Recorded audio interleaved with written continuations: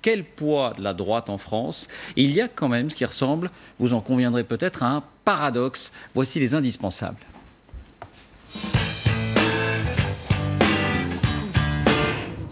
Bonsoir Justine Corbillon. Bonsoir David. Alors vous dites un paradoxe parce que les dernières élections hors présidentielles et législatives montraient une droite majoritaire dans l'opinion. Oui, avec cette précision pour les scrutins que l'on va regarder, c'est une période où la droite se trouve dans l'opposition au quinquennat de François Hollande. D'abord, pour les élections municipales, la gauche a 509 grandes villes en 2008, mais on va opérer un basculement sans précédent pour l'élection de 2014. 572 villes de plus de 10 000 habitants sont raflées par la droite. 2 mois plus tard, ce sont les élections européennes. On observe le même type de basculement. Vous allez voir, à l'époque, c'est l'UMP qui fait 21%, nettement tout de même derrière le FN, mais le PS, lui, ne pèse plus que 13%.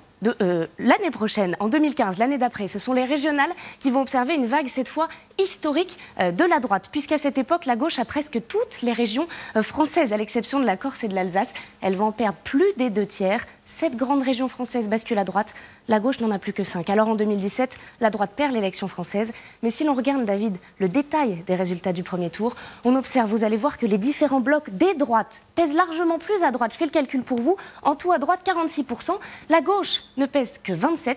La France, en tout cas celle qui vote, est plus à droite. Alors ça, ce sont les résultats électoraux. Qu'en est-il pour les valeurs? Est-ce qu'on sait si les Français sont plus attachés aux valeurs qu'on attribue traditionnellement à la droite ou aux valeurs traditionnellement attribuées à la gauche? Alors on a regardé pour cela la toute dernière grande étude d'Ipsos sur les fractures françaises et regardez comment répondent l'ensemble des Français à différentes questions. Y a-t-il trop d'étrangers? Oui, pour 65% des Français. La France, c'était mieux avant, là encore oui, pour plus de 2/3 d'entre eux. Regardez cette troisième question. Évolue-t-on vers trop d'assistanat?